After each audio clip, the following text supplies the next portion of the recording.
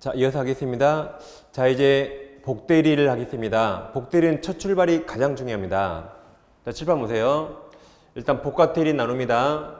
그럼 보통 사람들이 여기부터 공부하니까 어렵습니다. 우리는 여기 자대리인 밑에를 보세요. 자, 그럼 대리인은 누구를 대리하죠? 그렇죠. 본인. 이게 시험에 제일 잘 나옵니다. 대리인은 본인을 대리하기 때문에 현명도 본인의 이름, 그게 제일 중요합니다. 그리고 복이란 말은 중복 복자. 복은 이제 누가 선임했다? 대리인이 선임했다. 누구 이름으로? 자기 이름으로. 그럼 복대리란 대리인이 자기 이름으로 선임한 누구 대리인? 본인의 대리인. 이게 복대리입니다. 그럼 자, 선임했다가 숙권행위이기 때문에 복대리인은 언제나 이무대리인입니다. 여기 보세요. 자, 그래서 이무대리인이 선임해도 이무대리인이고 법정 대리인이 선임해도 이무대리인. 그래서 복대리인은 언제나 이무대리인입니다. 예를 들어오면 갑이 X를 팔기 위해서 을에게 대리권 수여, A에게 대리권 수여, B에게 대리권 수여했어요. 그럼 여기 복대리인 몇 명이죠? 복대리인? 없습니다. 본인이 선임하면 다 대리인이에요. 그리고 전시간에 깡패 X. 얘들은 각자 대리한다고 공부했었죠. 각자 대리. 그럼 자, 여기서 이제 보세요. 만약에 대리인 우리 병을 선임했어요. 근데 야, 병, 너 나를 대리해라고, 을을 대리라고 선임했습니다.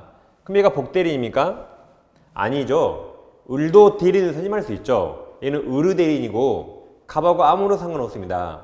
그러니까 병은 갑에게 인사하지 않아요. 병은 을에게만 인사하는 거죠. 근데 우리 자, 정을 선임했는데 야, 정, 너도 갑을 대리해 그랬어요. 그럼 얘가 복대리인입니다. 자, 대리인이 선임했죠. 누구를 대리하라고? 본인 갑. 얘가 복대리인입니다. 그럼 정은 을이 아니라 누구를? 갑을 대리한다. 갑이 대리인이에요. 그래서 갑의 이름으로 갑을 대리합니다. 대신 정을 누가 선임했죠? 을이 선임했죠. 그러니까 정은 갑을 대리하지만 을 대리권에 의존합니다. 따라서 좀 이따 보겠지만 을 대리권이 소멸하면 정 대리권도 소멸합니다. 그러니까 정은 AB한테 인사 안 합니다. AB는 그냥 쌩까요. 누구에게 인사한다? 을에게 인사하고 갑에게 인사한다.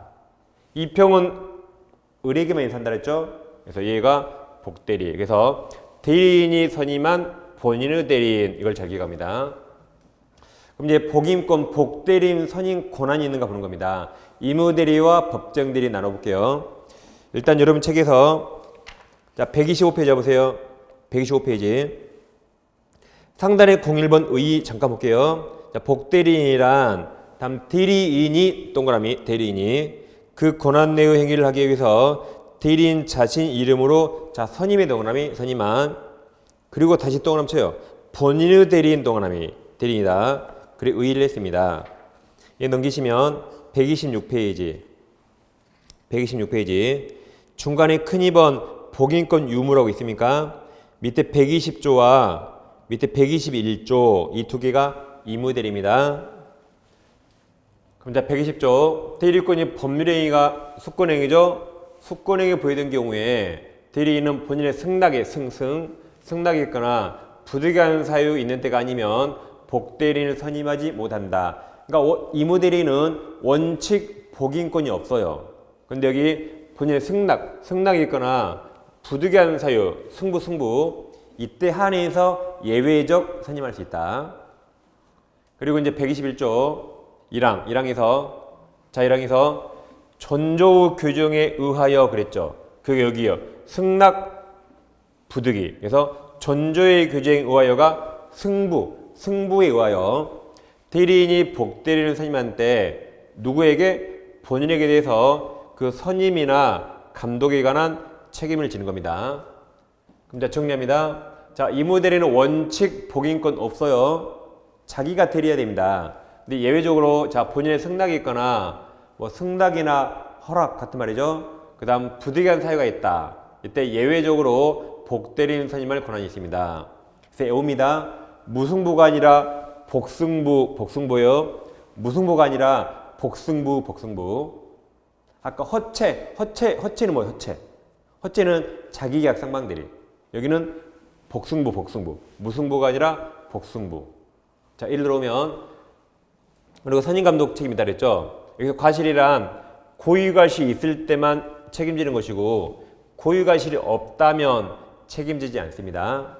자, 그럼 갑이 X를 팔기 위해서 을에게 대리권을 수여했죠. 그럼 갑은 왜 을에게 대리권을 줬죠? 갑이 생각하기에 을이 가장 잘 팔 적임자니까 선임했겠죠. 그럼 을이 팔아야겠죠. 함부로 복대리인 선임할 권한 없습니다. 을이 팔아야 됩니다. 근데 본인 갑이 승낙했거나 또 부득이한 사유, 지금 자가격리하고 있어요. 못 돌아다니잖아요. 그땐 예외적으로 선임할 수 있다. 그래서 승부에 의해서 복대리인 선임할 수 있다. 그럼 병도 갑을 대리하죠. 그래서 이 복대리인이 정을 만나서 이 X를 팔면서 본인 갑 이름을 현명합니다. 근데 이 복대리인이 본인 갑에게 손해를 끼쳤어요. 그럼 병이 손해 끼쳤죠. 그럼 이 인간 누가 뽑았어요? 을이 뽑았죠. 그럼 을도 본인에게 을도 책임지는가 문제가 됩니다. 그때 을이 부동산을 잘 아는 적임자를 선임했어요. 그리고 을이 감독관이 잘했습니다. 그럼 을은 고유과실 없죠. 그때는 을은 갑에게 책임지지 않는다. 근데 을이 부동산을 잘 모르는 부적임자를 선임하거나 또는 감독을 게을리했다. 그럼 고유과실 있죠. 그때 을도 갑에게 책임지는 겁니다. 그래서 과실 책임, 과실. 지금까지 임무들이었습니다. 이제 법정들을 봅니다. 여러분 지금 122조가 있죠. 122조. 자, 제목 뒤에 보세요. 법정대리인은 그 책임으로 복대리인을 선임할 수 있다. 그러니까 원칙적으로 자유롭게 선임할 수 있습니다. 그래서 책임도 무과실 책임을 져요. 그러나 부득이한 사유로 인한 때 전조 제1항에 정한 책임, 이게 약간 선임감독상 과실 책임만 있다 그랬죠. 정리하면 법정대리인 원칙 복인권이 있어요. 그래서 본인에게 원칙 무과실 책임집니다. 즉 고의과실이 없더라도 일단 무조건 책임져요. 무조건. 그런데 아까 부득이한 사유라는 때는 책임이 줄어들어서 과실이 있을 때만 책임지는 겁니다. 자, 그럼 갑이 미성년자인데 부동산이 있거든요. 그럼 우리 부모님 법정대리인, 가족들이 다 미국으로 이민 가요. 그럼 엑셀을 팔아야겠죠. 근데 부모님이 부동산 거래를 해본 적이 거의 없어요. 부동산을 잘 모르니까 삼촌이 부동산 전문가예요. 그러니까 삼촌에게 대리인권, 복인권 줄 수 있죠. 이처럼 법정대리인은 언제든지 자유롭게 복대리인 선임할 수 있습니다. 그래서 병이 정을 만나서 갑을 대리하죠. 엑셀을 팔면서 갑 이름을 현명했습니다. 근데 이 복대리인이 본인 갑에게 손해를 끼쳤다. 그럼 이 인간 누가 뽑았어요? 을이 뽑았죠. 그럼 을이 본인 갑에게 책임지는가? 이때 원칙 무과실이에요. 을은 고의과실 없더라도 무조건 일단 책임지는 무과실 책임입니다. 근데 예외적으로 을이 부득이한 사유 때문에 선임했대요. 그래서 부득이하게 선임했다면 책임이 선임감독상 과실 책임으로 경감된다. 그래서 고의과실 없을 때만 갑에게 책임지는 겁니다. 두 개를 잘 비교하세요. 자, 그 다음 여러분 책 제일 밑에 123조가 있습니다. 자, 일단 대리인이 복대리인을 선임했죠. 그래도 여전히 대리인은 살아있는 거죠. 여전히 대리권 전속합니다. 그래서 대리인도 본인을 대리하고 복대리인도 본인을 대리한다. 따로따로입니다. 근데 이제 아까 복대리권은 대리권 범위에 의존한다 했거든요. 그래서 목권, 대리권이 소멸하면 복대리권도 소멸한다. 다음 123조 있습니다. 여러분 책에. 자, 1항에서 복대리는 그 권한 내에서 누구를 대리해요? 본인. 이게 시험에 제일 잘 나옵니다. 대리인 너무 틀립니다. 그래서 본인의 이름을 현명한다. 2항에서 복대리인은 본인이나 제3자에서 대리인과 똑같습니다. 똑같이 본인을 대리한다. 여기까지 이제 정상적인 대리를 봤습니다. 이제 비정상. 이제 무권 대리를 하겠습니다. 책은 130페이지 넘으세요. 130페이지. 그럼 무권 대리는 크게 두 가지가 있는데, 첫째, 표현 대리가 성립하는 것과 두 번째, 표현 대리가 성립하지 않는 것을 협의, 좁은 의미의 무권 대리합니다. 그리고 보통 그냥 무권 대리하면 이 협의의 무권 대리를 말하고, 이게 시험에 해마다 나옵니다. 근데 표현 대리는 가끔 나왔다 안 나왔다예요. 그래서 오늘 협의 무권 대리는 정확히 정리하시면 됩니다. 표현 대리는 뭐 5월 달에도 안 늦어요. 뭐 해마다 나온 거 아니니까. 그래서 오늘은 협의 무권 대리를 정확히 정리합니다. 자, 일단 무권 그러면 자 대리권이 없죠. 그럼 현명을 했다 안 했다? 했다. 했으니까 대리 쓴다 그랬죠. 현명한 겁니다. 그럼 이런 식으로 이제 해마다 시험이 나옵니다. 자, 갑은 엑셀을 팔아달라고 대리권 주면 없는데 우리 평만 나서 엑셀을 팔면서 갑 이름을 현명했어요. 그럼 잘 보세요. 대리권이 없죠. 이게 무권. 본인 이름을 현명하고 법률행했죠. 이게 대리. 현명했으니까 이게 대리입니다. 그럼 보통 무권 대리는 집안에서 많이 발생합니다. 보통 아버지 재산을 자식이 몰래 팔아먹거나 종종 재산을 후손이 팔아먹는 거죠. 이렇게 집안에서 많이 발생해요. 그러더라도 본인은 대리권 준 바 없죠. 그러니까 이 행위에 대해서 둘 간의 원칙 아무 책임지지 않는다. 둘 간의 원칙 무효입니다. 대리권 준 바 없으니까. 근데 본인에게 두 가지 권리가 있어요. 본인은 추인권과 추인 거절권이 있습니다. 그럼 추인이 추후에 인정한다, 나중에 인정한다죠. 그래서 우리 내 아들이라면 아들이 한 행동 뭐 인정해야지. 그래서 추인할 수 있다. 그럼 이걸 추인했으니까 행위인실로 소급합니다. 어차피 인정했으니까 행위인실로 소급해서 효력이 생깁니다. 소급 표시면 잘 나와요. 그 다음 갑은 가만히 있으면 무효지만 적극적으로 추인을 거절해서 무효로 확정시킬 수 있습니다. 이 두 가지 권리가 있다. 그럼 상대방도 두 가지가 있어요. 최고권과 철회권이 있는데 최고란 독촉 물어본다. 물어보는 거예요. 그래서 최고는 물어보는 거라 선의악이 가능합니다. 악의도 가능해요. 그럼 뭘 모르고 뭘 알았다는 거죠? 여기 사자가 여기지 이게 하자잖아요. 하자. 그래서 대리권 없다는 것을 알았더라도 물어볼 수 있다. 물어보는 거니까. 즉 이렇게 하는 거죠. 병이 갑을 쫓아가서 야 갑, 당신 아들이 대리권도 없는데 뭐 하던데? 마음에 들어? 마음에 들면 추인할래라고 물어볼 수 있잖아요. 그러니까 악이라도 할 수 있다. 물어봤는데 갑이 입을 열어요.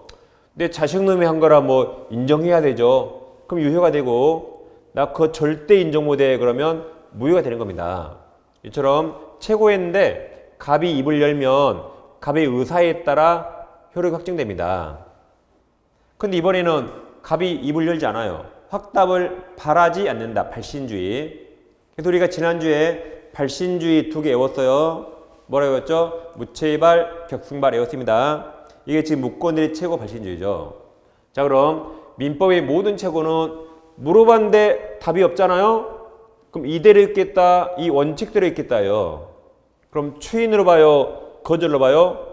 거절로 본다. 그래서 답이 없으면 거절로 봐서 무효로 확정이 됩니다. 한편 병은 자기가 한 의사표시를 적극적으로 없앨 수 있다. 이건 병이 없애는 거니까 선의병만 가능합니다. 그러니까 행위 당시에는 몰랐다는 거죠. 언제 몰랐다? 항상 행위 당시. 행위 당시에는 몰랐어요. 근데 나중에는 다 알게 되겠죠. 그때 쫓아가서 처리하는 겁니다. 그래서 행위 당시에 몰랐던 겁니다. 처리하면 이것도 이제 무효가 되겠죠. 그래서 자, 철회는 누구만 할 수 있다? 애호여 선처리, 선처리. 철회는 누구만? 선처리, 선의만 할 수 있다. 그러면 최고는 물어보는 거라 악의도 할 수 있다. 그래서 자, 애웁니다. 최악의 선처 애호여. 다시 최악의 선처 애웁니다. 철회는 선의만. 그럼 최고는 물어본 거라 악의도 할 수 있다. 해서 최악의 선처리 애우세요. 자, 그럼 잘 보세요. 좀 어려운 게 나오는데, 자, 무권 대리는 원칙 무효인데 확정 무효가 아니죠. 이렇게 유효로 바뀔 수 있잖아요. 그래서 그 상태를 불확정적 또는 유동적이랍니다. 지난주에 유동적 무효 하셨죠? 무효. 어디서 했죠? 토지거래 허가제. 그리고 유동적 유효했죠? 취소. 다시 유동적 무효가 나왔어요. 자, 그러면 법률관계가 불확정적이면 효력을 빨리 확정합니다. 확정. 그래서 자, 이 유동적 상태가 한 번 유효가 되면 이렇게 무효로 바꿀 수 없습니다. 거꾸로 유동적 상태가 셋 중에 하나로 한 번 무효로 이렇게 확정이 되면 더 이상 유효로 바꿀 수 없습니다. 따라서 유동적 상태에서 본인이 먼저 추인하죠. 그럼 유효가 되잖아요. 그럼 나머지 세 가지 나올 수 없답니다. 거꾸로 유동적 상태에서 이 셋 중에 하나가 먼저 나와서 무효로 확정이 되면 본인은 더 이상 이 추인할 수 없다. 그 성질을 유동적이라고 지난주에 취소하고 똑같습니다. 그럼 시험은 구체적으로 본인이 먼저 추인하면 유효가 되죠. 그럼 병은 선이어도 처리할 수 없다. 거꾸로 선이병이 먼저 처리하면 무효가 돼서 본인은 추인할 수 없습니다. 그런 걸 유동적이랍니다. 그럼 자, 법조문 확인해 볼게요. 자, 여러분 책은 이제 131페이지. 중간에 우리는 파란색 2번 계약의 무권대리 공부하는 거죠. 그럼 제일 밑에 파란색 1번 보인 추인권에서 130조 있습니까? 자, 조금 보세요. 대리권 업자가 타인의 대리인에 대한 계약은 그 다음에 가로쳐요. 가로 본인이 이를 추인하지 아니하면 가로 본인에 대해서 무효이다. 효력이 없다. 그럼 자체봐 보세요. 잠깐 앞으로 넘깁니다. 자, 무권대리는 결국 다 무효가 되는데 언제만 유효가 되죠? 그죠? 추인했을 때.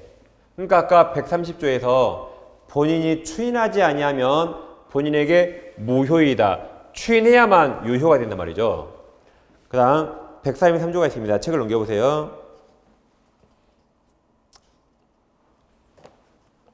자, 여러분 책은 133페이지 먼저 오세요. 여러분 책 133페이지.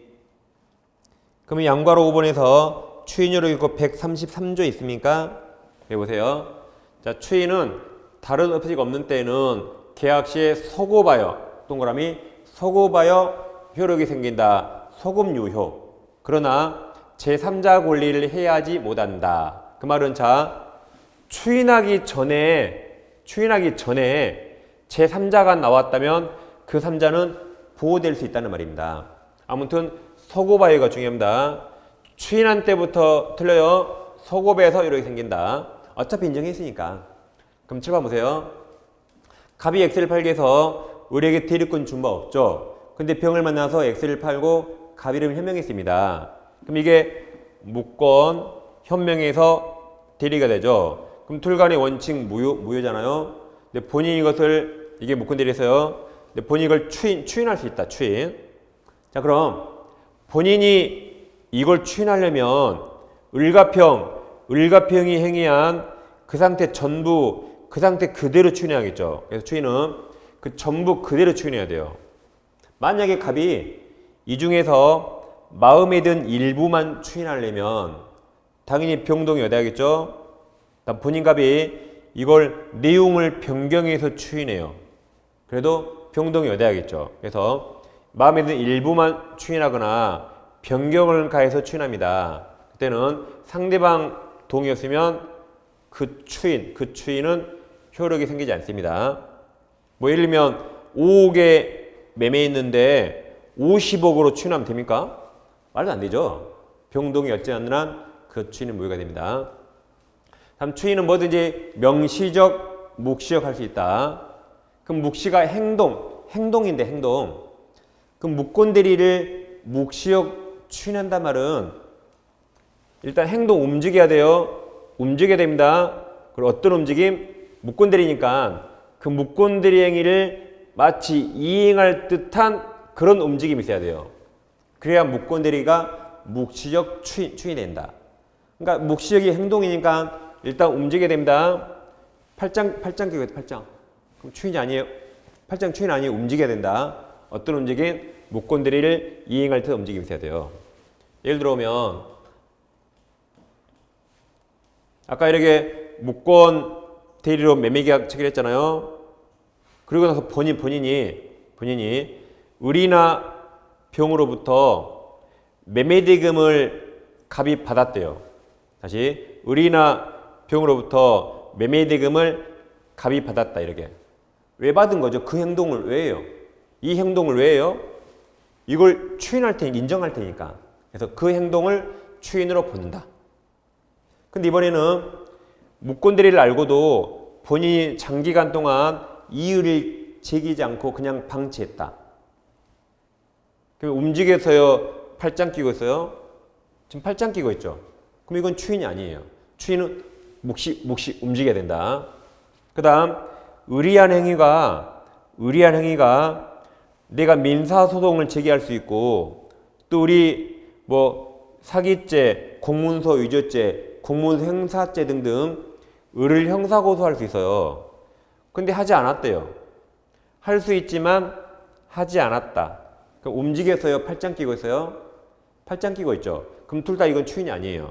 추인은 일단 움직여야 된다. 그래서 이런 건 팔짱 끼고 있잖아요. 지금 팔이 지나서 팔 못 펴요. 이건 움직이지 않았으니까 묵시가 아니다. 이걸 잘 비교합니다. 이제 책으로 오시면 여러분 책은 132페이지 먼저 보세요. 여러분 책은 132페이지 하단에 양괄호 4번 추인의 방법이 있습니까? 그럼 명시, 묵시 가능하죠. 제일 밑에 동그라미 3번 제목에 묵시역 추인 동그라미. 그럼 묵시역 추인에 해당하는 경우 써 있나요? 오른쪽 페이지 동그라미 니은 무권대리인이 상대방이 받은 매매대금 일부를 동그라미 칩니다. 본인이 수령 동그라미. 그럼 수령하거나 거기까지 사선 거기까지 봐요. 거기까지. 여기죠? 왜 본인이 수령했죠? 이걸 인정한다는 말이죠. 그 행동을 묵시적 추인으로 본다. 다음 동그라미 4번 보세요. 묵시적 추인에 해당하지 않는 게 있습니까? 자, 기억. 본인이 무권대리를 사실 알고 있으면서도 이의를 제기하지 않은 경우 지금 팔짱 끼고 있죠. 니은 본인이 무권대리를 사실 알고도 장기간 형사고소 제기하지 않은 경우 여전히 팔짱 끼고 있어요. 디귿 본인이 무권대리를 사실 알면서 상당 기간 방치하였다는 것만으로는 그러니까 사설을 끊어요. 지금까지 기억, 니은, 디귿 다 포함. 지금까지 기억, 니은, 디귿 그 뒤에 결론 추인이 있는 것으로 보지 않는다. 그 말이 기억, 니은, 디귿 셋 다 사선 끊었잖아요. 셋 다 추인으로 보지 않는다. 그러게 서술한 겁니다. 지금. 그래서 항상 행동을 꼭 기억하세요. 그 다음에 이제 가장 어려운 게 나오는데 여러분 책 왼쪽 페이지 132페이지 위쪽에 양괄호 2번 추인 상대방에서 132조가 나옵니까? 지금부터 두 가지. 그럼 132조와 추인 상대방 이게 엄청 어렵습니다. 한두 번 봐서 잘 이해가 안 될 수 있어요. 이거 두 개를 잘 비교합니다. 먼저 추인 상대방. 자, 다시 갑은 을에게 X를 팔아달라고 대리권 좀 없는데 을이 병을 만나서 X를 팔고 갑 이름 현명했습니다. 그럼 이게 무권, 현명해서 이게 대리죠. 그럼 둘 간의 원칙 무효잖아요. 근데 우리 갑에서 병 앞으로 등기까지 다 넘겼다고 가정해 보세요. 그럼 무권 대리는 둘 간의 무효라 이 병 등기 무효가 됩니다. 무효. 근데 병이 다시 정한테 팔고 등기했다 해보세요. 그럼 이 무효는 절대적 무효죠. 그래서 정은 선이라도 무조건 0, 무조건 무효. 그러니까 비통만 상대적 무효. 나머지 다 절대적이죠. 그래서 선이어도 0이 0 됩니다. 여기까지 왔는데 이제 갑이 추인한대요. 그럼 갑은 누구에게 추인해야 되죠? 누구에게나 할 수 있어요. 인정하는 거니까 무권 대리인 을에게 추인할 수 있고 그 직접 상대방 병에게 추인할 수 있어요. 그리고 그로부터 승계인, 전득자, 승계인에게도 추인할 수 있다. 인정하는 거니까 추인은 누구에게나 가능합니다. 그럼 정에게 추인한다면 갑이 뭐라 할까요? 성계인에게 추인하면 갑이 뭐라 그래요? 그냥 일반 사람은 그냥 너 가져? 너 먹고 떨어져 그래요. 다시 일반 사람은 그냥 너 가져? 먹고 떨어져 합니다. 근데 갑이 우리처럼 배운 사람이라면 우리처럼 배운 사람이라면 갑이 그래요. 정한테 우리 한 행위가 무권대리라 무효니까 병도 무효가 돼요. 근데 이 무효는 절대적 무효니까 당신이 선이라도 보호되지 않고 당신도 무효입니다.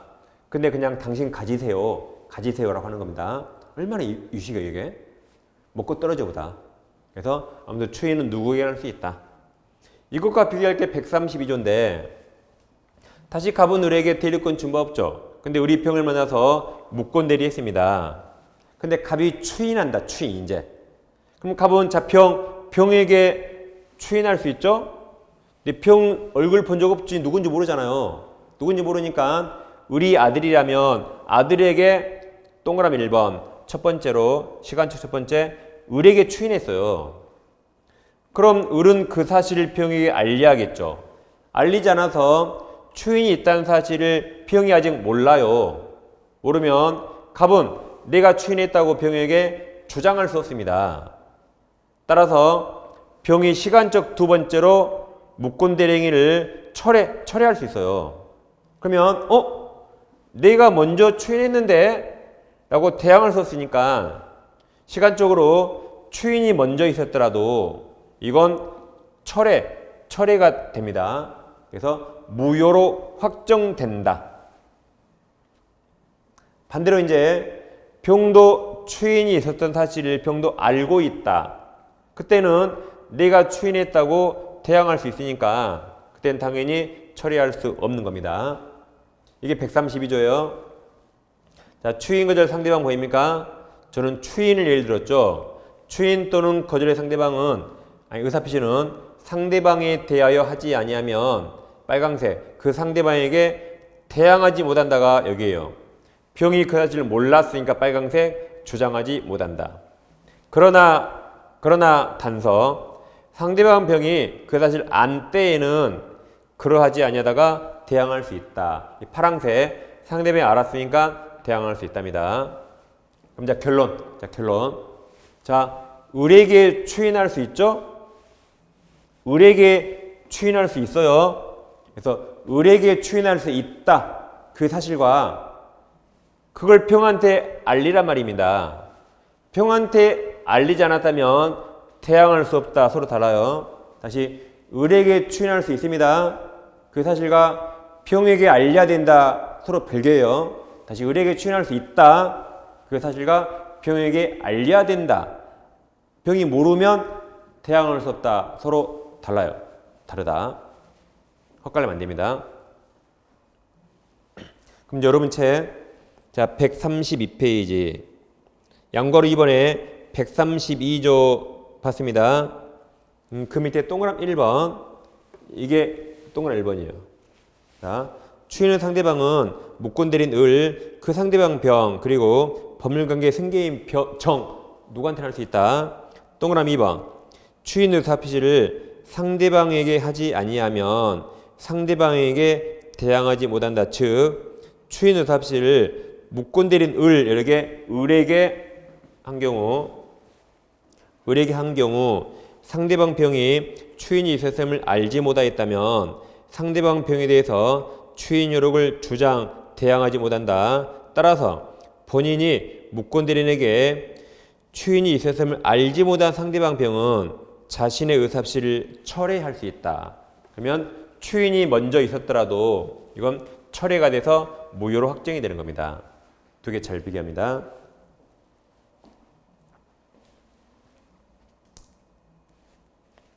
그럼 자 잠깐 보세요. 이제 오늘 새로운 거 하나 추가하는데 이 엄청 어렵습니다.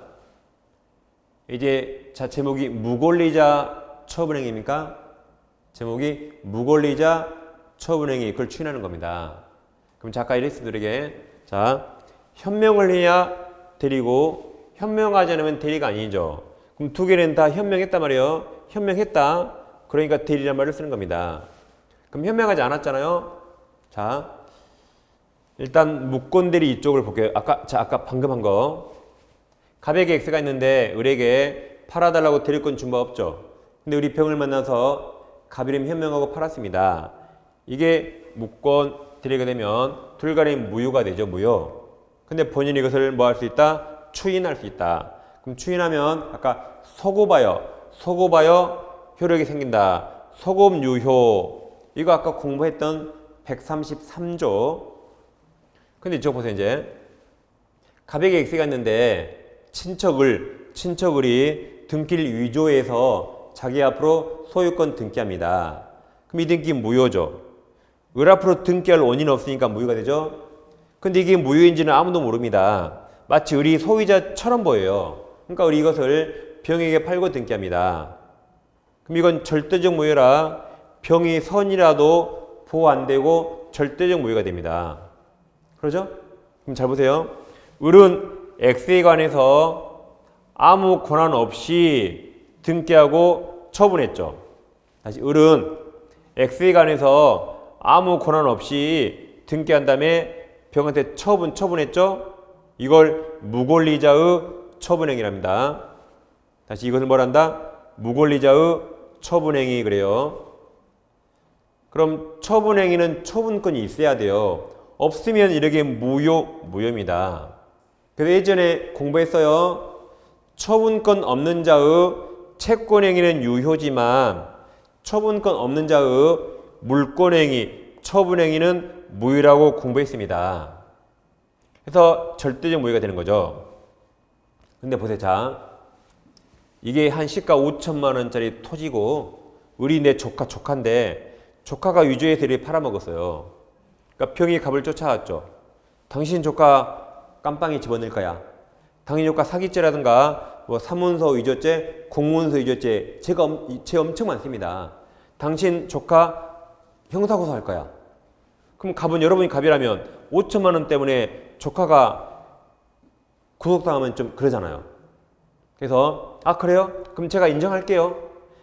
이자 간 행동 인정할게요 할 수 있죠. 이렇게 이자 간의 이 처분행위를 추인할 수 있잖아요. 할 수 있죠? 뭐 조카가 깜빵 가길 원해요? 5천만 원밖에 안 되니까 추인할 수 있잖아요. 마음이 따뜻해야 돼요. 자, 그럼 보세요. 갑이 병에게 그냥 이거 증여할 수도 있죠. 증여할 수도. 할 수 있죠? 근데 조카가 한 행동 다 용서할 수 있죠. 할 수 있는 겁니다. 이처럼 내가 권리자니까 무권리자가 한 이런 처분행위 등을 다 인정할 수 있어요. 근데 무권리자 처분행위를 추인한다는 이런 법 규정이 없습니다. 다시 무권리자 처분행위를 당연히 추인할 수 있죠? 증여할 수도 있잖아요. 추인할 수 있는데 이걸 규정한 법조문이 없어요. 법조문 없으니까 마치 이게 무권들이랑 거의 똑같네요. 여기 현명을 해서 데리고 현명하지 않으려고 위조에 등기했죠. 그것 빼고 거의 똑같잖아요. 거의 똑같으니까 무권들의 추인을 무권들의 추인을 유추 적용합니다. 그게 여기 무권리자 처분행위예요. 그게. 그럼 여기 무권들의 추인을 유추 적용하니까 여기도 소급표 있잖아요. 그럼 여기도 소급표 있다. 그래서 무권리자 처분은 여기입니다. 무권리자 처분은 현명 안 했잖아요. 그러니까 무권들이도 아니에요. 그래서 지금 여기 무권리자 처분행위 추인은 이쪽 영역인데 법이 없으니까 마치 무권들이랑 흡사하잖아요. 그래서 무권들이의 추인 규정을 유추 적용한다. 그래서 소급표 있다. 두 개 유사하다고 생각하시면 됩니다. 그러니까 현명을 했고 하지 않은 차이입니다. 그래서 이 추도가 이게 완전히 다르죠, 세 개. 그럼 여러분 책으로 오세요.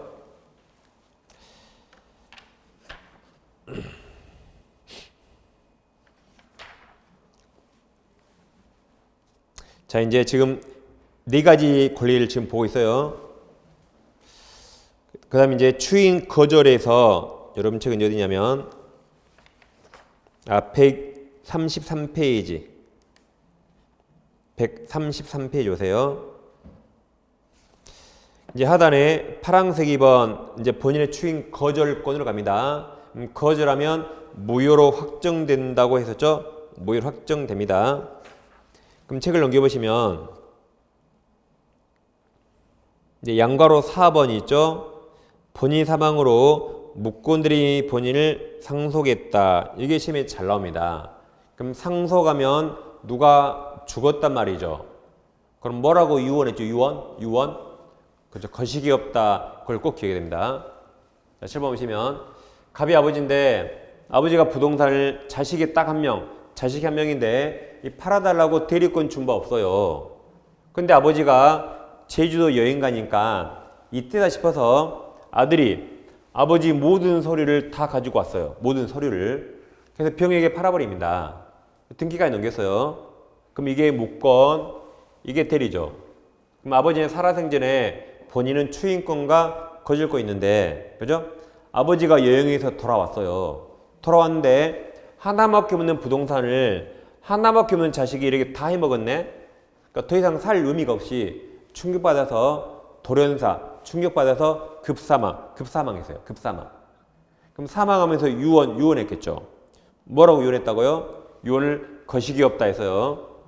지금 돌연사로 빨리 죽어야 되니까 여러 말 할 시간 없어요. 시간이 없으니까 뭐라 했다? 거식이 없다고 죽었습니다. 그러니까 아들이 아버지 유언인데 거식이가 뭔지 얼마나 궁금합니까? 궁금해 죽겠잖아요. 그래서 아들이 아무튼 엄청 울었어. 후회해서 엄청 울었습니다. 왜 울었냐면 나 때문에 아버지가 죽어서 온 게 아니라 아버지가 여행에서 오기 전에 들키기 전에 금매로 너무 싸게 팔았거든요. 이왕 아버지 죽을 줄 알았으면 금매로 싸게 팔지 말 것을 그거에 후회해서 울었어요. 비싸게 팔 것을 그걸 후회해 우는 겁니다. 그래서 변호사를 찾아갔더니 변호사가 걱정하지 마세요. 걱정 마세요. 당신이 아버지 모든 죄를 혼자 상속받았으니까 여기 추인권과 거절권도 당신이 상속받은 거예요. 그러니까 당신이 아버지 집에서 이걸 추인 거절하면 돼요. 아버지 집에서 상속받아서 이걸 추인 거절하면 그럼 거절하면 뭐가 되죠? 무효가 되죠. 그럼 만약 무효가 된다면 무효 효과로서 이 무효 등기 말소 청구할 수 있고 병이 점유에 사용한 그 사용 대가 부당이득 반환 청구할 수 있으니까 변호사가 걱정하지 마세요 그랬어요. 그래서 이제 소송을 수행했죠. 수행했는데 대법원에서 당신은 묵건 대리를 추인 거절할 수 없다 그랬어요. 왜요? 그러니까 그게 신의성실 원칙이야. 신의성실 원칙에서 이걸 줄이면 신의칙이랍니다. 이거 민법 2조라 원래 시험법이 아니에요. 신의칙에서 금반원 원칙이 있어요. 앞에 있던 언행과 반대 행동 금한답니다. 그럼 당신이 매매했잖아? 그러면 이걸 상속받으면 당신은 추인을 해야 돼. 앞에 한 언행과 반대되는 행동할 수 없다 그랬어요. 그래서 거절할 수 없다 그랬습니다. 거절이 안 되니까 무효정도 안 되죠. 그럼 무효가 될 수 없으니까 무효효과인 등기 말소 청구할 수도 없고 무효효과인 부당이득 반환 청구할 수 없다 그랬어요. 소송에서 다 졌네. 그리고 아버지 유언을 이제 알았어. 이제 아버지가 뭐라 했다? 거식이 없다. 다 없다로 끝나죠. 다 없답니다. 그러니까 외우세요. 묵건들이 상속하면 있다는 무조건 틀려요. 무조건 없다. 거식이 없다로 끝납니다. 이게. 그래서 거식이 거절 못해요.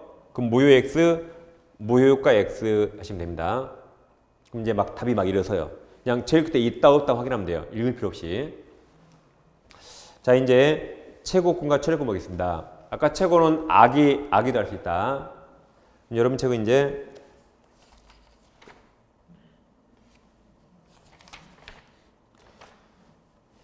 여러분 책의 최고권이 어디 있냐면 여러분 책은 135페이지네요. 135페이지. 위쪽에 4번 상대방 최고권이 있습니까? 여기 보세요, 이제. 자, 대리권 놈자가 타인의 대리인으로 객한 경우에 상대방은 상당 기간을 정해서 본인에게 그 초인협 확답을 채용할 수 있다. 본인이 그 기간 확답을 발신주의, 발하지 아니한 때 초인을 거절로 본다. 그래서 악의도 가능하다. 왼쪽 페이지 오시면 왼쪽 중간에 파란색 3번 상대방 철회권 있습니까? 그러면 선처리. 자, 134조가 있죠? 자, 대리권 험자간 계약은 언제까지? 자, 보세요. 본인의 추인이 있을 때까지. 상대방은 본인이나 그 대리인에 대해서 일을 처리할 수 있다. 그러나 계약 당시에 상대방이 대리권이 없음을 안 때, 악의인 때는 처리할 수 없다. 그러니까 선처리. 악의인 때 처리할 수 없다 그랬죠? 그러니까 선의만 처리할 수 있다. 그래서 외우세요. 최악의 선처리 외웠습니다. 그럼 이제 오른쪽 페이지 다시 오세요. 오른쪽 페이지. 135페이지 중간에 파란색 5번 무권대리인 책임 있고 135조가 있습니다. 그럼 일단 7, 8을 먼저 보세요.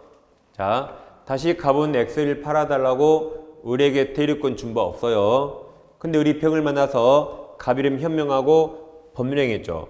이게 무권 대리라 둘 간의 무효가 됩니다. 그럼 이게 유효가 되려면 본인이 추인해야 되는데 절대 추인 안 한대요. 그럼 우리 병에게 책임지는 겁니다. 대리권도 없는 주제에 대리행위했죠. 이 나쁜 놈이죠. 그러니까 우리 병에게 책임지는 게 이 135조입니다. 그럼 책임 내용은 이 상대방이 선택합니다. 나쁜 놈이라 선택하면 안 돼요. 상대방 병 선택에 따라서 야, 너 매매했잖아? 그럼 너 책임지고 소유권 넘겨라고 이행 청구할 수 있어요. 너가 매매했으니까 책임지고 소유권 넘겨라 할 수 있습니다. 그러면 우리 갑에게 무릎 꿇어서라도 혹시 넘길지 몰라요. 아니면 너 그냥 아니면 너 손해배상해 라고 손해배상을 청구할 수 있다. 누가 선택해요? 상대방 병. 그래서 을은 책임져야 돼요. 자, 근데 병을 포할 필요 없을 때 상대방도 을에게 대리권이 없다는 사실을 상대방도 알았거나 알 수 있었다면 포할 필요 없죠. 그때는 책임 묻지 못한다. 을도 책임 없어요. 그럼 상할수 반대가 뭐죠? 상소무. 이렇게 상소무일 때 책임 물을 수 있는데 단 상소무이더라도 을이 하필 제한능력자예요. 그럼 와서 막 책임지라고 맥살 잡으면 되겠어요? 보호해야겠죠. 그때도 책임 묻지 못한다. 을은 책임 없습니다. 그럼 자, 법조문 보세요. 이런 이제 135조가 있죠. 자, 1항 다른 자의 대리로서 계약 맺은 자가 그 대리권을 증명하지 못하고 이게 무권대리 또 본인의 추인을 얻으면 되잖아요. 추인을 받지도 못한 경우에 그는 누구 선택? 상대방 동그라미 상대방 선택에 따라 그 다음 자 동그라미 1번 저거 1번이 계약을 이행할 책임 또는 자 동그라미 2번 저거요 2번이 손해배상할 책임이 있다. 둘 중에 하나 책임지는 겁니다. 상대방 선택에 따라서.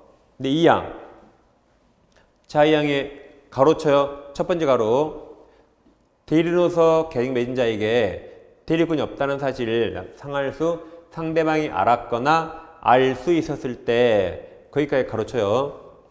또는 뒤에 자 두 번째 가로 대리로서 계약 맺은 사람이 제한 능력자일 때까지 가로. 이 두 경우에는 제1항을 적용하지 않다가 책임지지 않는다. 두 가지 책임 없는 거 있었죠. 상할수하고 제한 능력자입니다.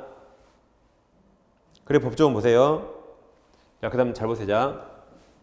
다시 갑은 을에게 대리권 좀 없는데 갑 이름 현명하고 대리행위했죠. 그럼 무효라서 본인이 절대 추인하지 않대요. 그럼 병 선택에 따라서 계약 이행 청구나 손해배상 청구할 수 있죠. 잘 보세요. 그럼 을은 책임져야 됩니다. 무권대리인 을은 책임져야 돼요. 그럼 병이 책임을 청구하려면 아까 상소무해야 돼요. 그때 을은 책임져야 됩니다. 근데 을이 책임지기 싫으면 이 상소무 반대 상할수를 을이 입증하면 돼요. 누가 입증한다? 상대방이 알았거나 과실 상소무를 을이 입증하는 겁니다. 그럼 우리 책임 안 지는 겁니다. 그래서 을은 책임져야 돼요. 근데 을이 책임지기 싫으면 상소무 반대인 상할수를 을이 입증합니다. 그럼 책임지지 않는다. 자, 그 다음에 이 135조 책임은 무과실 책임, 무과실이에요. 을이 고의과실이 없더라도 무조건 병에게 책임지는 무과실 책임입니다. 즉, 자, 아버지는 농지를 팔아달라고 나에게 대리권 준 바 없는데, 그럼 나에게 대리권이 없죠? 그걸 나 자신도 몰랐대요. 나도 대리권 있는 줄 알았대요. 그러더라도 무조건 병에게 책임지는 무과실 책임이에요. 자, 다시 아버지는 농지를 팔아달라고 대리권 준 바 없거든요. 작은 아버지가 날 찾아와서, 야, 너희 아버지가 너에게 농지 팔라던데 너 그 말 못 들었어? 라고 나를 속였대요. 그래서 작은 아버지에게 속아서 사실 나는 대리권 없는데 그 사실에 대해서 고의과실 없이 몰라요. 그래도 무조건 책임지는 겁니다. 그러니까 집안일은 집안일 알아서 하세요. 작은아버지 맥살을 잡으면 돼요. 그리고 상대방을 병을 위해서 무조건 책임지는 무과실 책임. 집안일은 집안일 알아서 해요. 병을 보호해야겠죠? 무조건 책임지는 무과실 책임입니다. 그럼 이제 책에서 아까 135조 보셨죠? 바로 밑에 양괄호 1번 성질이 있으니까 가로 열고 동그라미 무과실 책임 동그라미. 거기서 밑으로 이제 한 넷째 줄에 따라서 보여요. 그 다음부터 밑줄. 대리권 흠결이 없다. 없음에 관해서 대리인에게 귀책 사유가 있어야만 인정된 것이 아니고, 그러니까 사설을 끌어요.